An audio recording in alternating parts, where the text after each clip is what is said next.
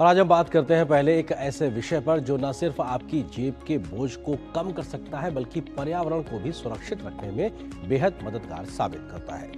Solar panel. जी हाँ, आज के समय में सोलर पैनल तेजी से लोगों की पहली पसंद बनते जा रहे हैं और इसके पीछे कई बड़े कारण भी हैं। सोलर पैनल से आज लोगों को सबसे बड़ा फायदा तो हो रहा है बिजली के बिल में भारी बचत का।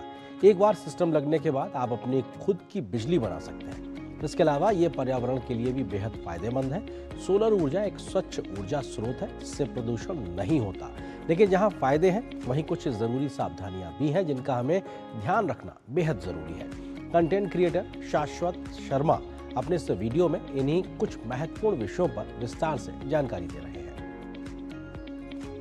आज की इस वीडियो में मैं आपको बताने वाला हूं दोस्तों कि कौन कौन से वो साइंस हैं आपके सोलर पैनल पे जो अगर आपको दिखें तो आपको हर कीमत हालत भूकंप हड़ताल पे कंपनी से वो पैनल बदलवाना ही है।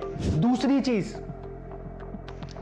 अगर आप सोलर लगाने वाले हो तो आपको कौन सा वो पैनल से रिलेटेड डॉक्यूमेंट है जो बहुत जरूरी बन जाता है और उसके बगैर अगर आपने इंस्टॉलेशन कराई तो डेफिनेटली आपके रूफटॉप पर गलत पैनल लगाए जा रहे हैं। तीसरा, कि अगर आप इस ट्रैप में फंस चुके हो और कंपनीज आपको रिस्पॉन्स नहीं कर रही हैं तो सही तरीका क्या है अपने उस डैमेज्ड सोलर पैनल को रिप्लेस कराने का। तो अब हम बात करते हैं कौन से हैं वो साइंस जो अगर आपके पैनल पे आपको दिख रहे हैं तो आपका पैनल कंपनी को हर हालत में रिप्लेस करना पड़ेगा। तो सबसे पहला साइन है कि आपके पैनल के अंदर मॉइस्चर आ गया है। तो होता क्या है दोस्तों, आजकल के जो पैनल होते हैं डुअल ग्लास पैनल होते हैं। इसमें आगे और पीछे दोनों साइड सेल्स लगे हुए होते हैं और दोनों साइड से ही ये ग्लास से कवर होता है। तो ऐसे पैनल के अंदर मॉइस्चर आ जाना बहुत नेक्स्ट टू इम्पॉसिबल होता है जब तक कि उस पैनल की वर्कमैनशिप या फिर उसकी क्वालिटी मैन्युफैक्चरिंग ना की गई हो। तो अगर आपका पैनल भी आप ऐसा देखते हो जिसके अंदर मॉइस्चर आ गया है तो आप कंपनी को कांटेक्ट करो और वो आपके पैनल को इमीडिएटली रिप्लेस करेंगे। और इसमें आप अपने ईपीसी का भी सपोर्ट ले सकते हो उस पैनल को रिप्लेस कराने में। अब मैं आपको रीजन बताता हूं कि मॉइस्चर जाने से किस तरीके का डैमेज होता है। तो सबसे पहले जब पैनल के अंदर मॉइस्चर चला जाएगा तो जो आपके इलेक्ट्रॉन्स आपकी वायर से फ्लो होने थे अब वो उस मॉइस्चर का सहारा लेके आपके पैनल की आउटसाइड वाली बाउंड्री में और उस बाउंड्री से आपके स्ट्रक्चर में फ्लो करने लगेंगे जिससे कि आपका इलेक्ट्रिसिटी लॉस होगा और कई वर्स्ट केसेस में तो इलेक्ट्रिकल शॉक तक का भी खतरा हो सकता है अगर आपके यहाँ पे प्रॉपर अर्थिंग नहीं है तो। और इसी के साथ में वो मॉइस्चर धीरे धीरे अंदर की तरफ बढ़ेगा जिससे कि इस पैनल के अंदर के इंटरनल कंपोनेंट्स में कोरोजन आ सकता है और panel over the period of time पूरे तरीके से डेड भी हो सकता है। और केवल इतना ही नहीं, जहां एक नॉर्मल पैनल 0.5 या फिर 1% एनुअली डिग्रेड होता है, ये वाला पैनल अपनी एफिशिएंसी 25 से 30 से 50% तक एक साल में खो सकता है। अब हम आते हैं दूसरी चीज पे जिसको बोला जाता है हॉट स्पॉट। ये एक्चुअली ब्लैक कलर के स्पॉट की फॉर्म में आपको नजर आएगा और वो आपको एक्चुअल में ग्लास के ऊपर नहीं, आपको एक्चुअली दिखेगा कि ये सेल में एक ब्लैक कलर का राउंड स्पॉट बन रहा है। अब ये होता क्यों है? पैनल मैन्युफैक्चरिंग के दौरान जो सेल होता है वो सिलिकॉन से बना हुआ सेल, वो बहुत डेलिकेट होता है। उसके अंदर जब उसको पिक एंड प्लेस से रखा जा रहा होता है तो माइक्रो क्रैक्स उसी समय पे डेवलप हो जाते हैं। फिर जब इलेक्ट्रॉन्स का फ्लो कॉन्टिन्यूसली होता है तो जहां पे क्रैक होते हैं वहां पे रेजिस्टेंस क्रिएट हो जाती है, इलेक्ट्रॉन्स ढंग से फ्लो नहीं कर पाते। जब रेजिस्टेंस क्रिएट हो जाती है तो हीट क्रिएट होती है, जब हीट क्रिएट होती है तो वो हीट स्पॉट आपको नेकेड आई से विजिबल हो जाता है। अगर आप थर्मल स्कैनर का इस्तेमाल करोगे तो आपको ऐसे ऐसे हीट स्पॉट भी देखने को मिल सकते हैं अगर आपका पैनल खराब है, जो कि आपको नेकेड आई से दिखेंगे ही नहीं। तो इसके लिए कई बार हम कई प्रोजेक्ट्स की थर्मल स्कैनिंग भी करते हैं जहां पे हमें पता लगता है कि एफिशिएंसी नहीं निकाल रहा सिस्टम। और सबसे बड़ी बात क्या है, ये जो हीट स्पॉट है सोलर पैनल के अंदर पानी चले जाने से ज्यादा खतरनाक है क्योंकि ये फायर हैजार्ड, सेफ्टी, इन सब चीजों का भी रिस्क इसमें आ जाता है। पैनल में आग भी लग सकती है और अगर वो फॉर एग्जांपल जहां पे हीट स्पॉट क्रिएट हो रहा है उसके आसपास डीसी वायर है तो और खतरा बढ़ जाता है। तो हीट स्पॉट को बिल्कुल भी इग्नोर मत करना। अब आते हैं तीसरी चीज पे, ब्रोकन सेल्स। कई बार ये भी देखा गया है कि मैन्युफैक्चरर्स आपको सोलर पैनल सप्लाई कर रहा है और जब आप उस सोलर पैनल का क्लोज्ड इंस्पेक्शन करते हो तो आपको कहीं से कहीं से एक कॉर्नर से हल्का सा एक सेल टूटा हुआ नजर आ जाएगा जो कि वहीं पड़ा हुआ है और ग्लास तो लैमिनेटेड है। तो जहां पर भी इस तरीके के ब्रोकन सेल्स का इस्तेमाल होता है पैनल के अंदर, वहां पर भी आपकी जो एफिशिएंसी होती है, जो आउटपुट होता है पैनल का, उसमें बहुत फर्क आता है।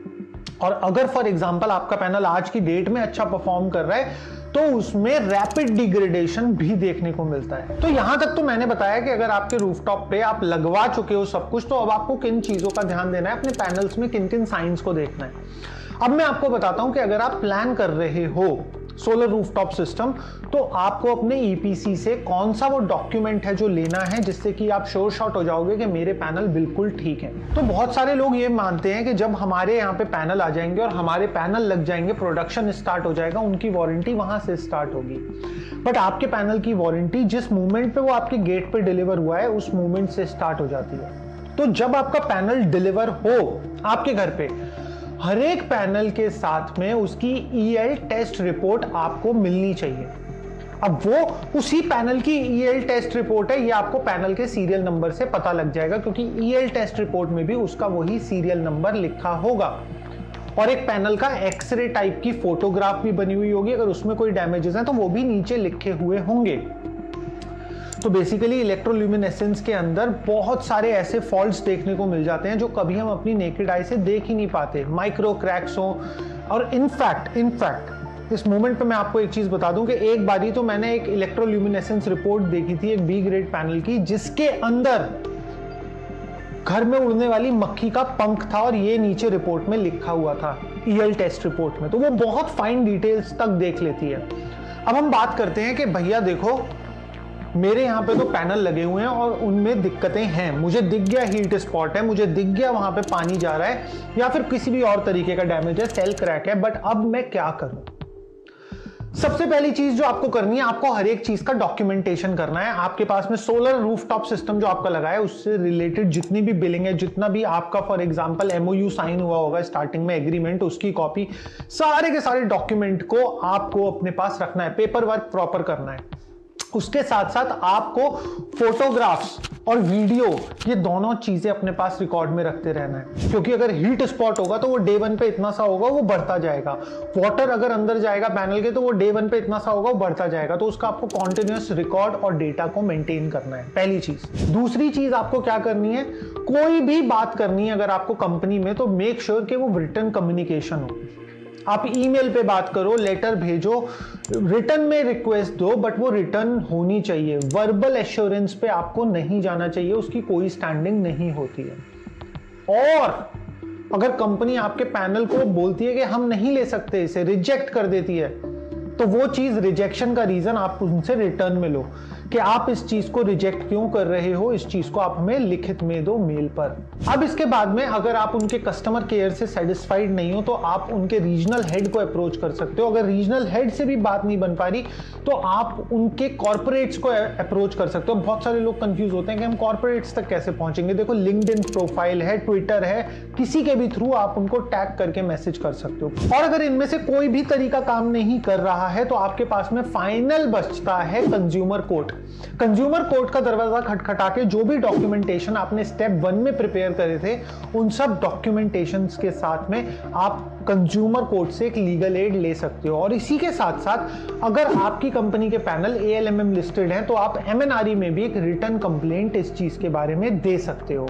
और इसी के साथ में कंपनीज भी आजकल बहुत स्मार्ट हो गई हैं। एक एग्जांपल देता हूं आपको, शायद आप में से बहुत सारे लोगों को ये बात पता भी नहीं होगी। जब पहले टाइम पे 330 वॉट के पैनल आते थे तो कंपनीज कहती थी कि आप इन्हें 2 पर्लिन्स पर लगा सकते हो। जो नॉन टेक्निकल लोग हैं, जिन्हें नहीं पता पर्लिन क्या होते हैं, तो पर्लिन बेसिकली वो डंडियां होती हैं, फिर वो सपोर्ट फ्रेम होता है जिसके ऊपर आप पैनल को रखते हो। तो एक पैनल के एक टॉप से और एक बॉटम से 2 पर्लिन पर आप एक पैनल को लगा सकते हो। 330 किलोवाट के वो पैनल छोटे साइज के होते थे। बट अब जब ये 590, 600 वॉट के पैनल आ रहे हैं तो कंपनीज एक छोटी सी कंडीशन डालती हैं कि भाई हमारे इन पैनल्स को तो 3 पर्लिन का सपोर्ट चाहिए, और अगर आप 3 पर्लिन का सपोर्ट नहीं दे रहे हो पैनल्स को तो हम आपका वारंटी क्लेम अगर आया इन फ्यूचर तो एंटरटेन नहीं करेंगे। अब वो एक छोटी सी कंडीशन हो जाती है जिसकी वजह से अगर कोई माइक्रो क्रैक डेवलप हो गया या फिर कोई भी इशू आ गया तो कंपनीज उस क्लेम को सिरे से रिजेक्ट कर देती हैं। ये मैंने केवल एक एग्जांपल दिया, हर के केस में होता है कि नहीं होता ये एक अलग चीज है, बट अब बड़े साइज के पैनल में 3 पर्लिन का सपोर्ट लेना मैंडेटरी होता है। और देखो इतने सारे ज्ञान के बाद सब चीजें बॉइल डाउन करती हैं एक ही पॉइंट पर कि आप अपना ईपीसी बहुत ध्यान से चुनो। ईपीसी ने कितने प्रोजेक्ट करें, कितने बड़े बड़े प्रोजेक्ट करें, इस पे मत जाओ। ईपीसी के लोकल कस्टमर को पकड़ो जो कि 3-5 किलोवाट का भी हो सकता है, या फिर इस पे भी मत जाओ कि ईपीसी ने बहुत सारे इंस्टॉलेशन करे हैं। आप ईपीसी का कोई 1 साल पुराना कस्टमर पकड़ो, कोई 2 कस्टमर पकड़ो और उनका बस आप रिक्वेस्ट करके पिछले 1 साल का प्रोडक्शन देख लो कि भाई कितना इनके यहाँ पे लगा हुआ रूफटॉप का बना रहा है। अगर उनका 1 साल का एवरेज 4-4.5 यूनिट आ रहा है तो आपका वो ईपीसी एकदम परफेक्ट है, आप उसके साथ में जा सकते हो। आजकल एलपीजी गैस बुकिंग के नाम पर फर्जी कॉल्स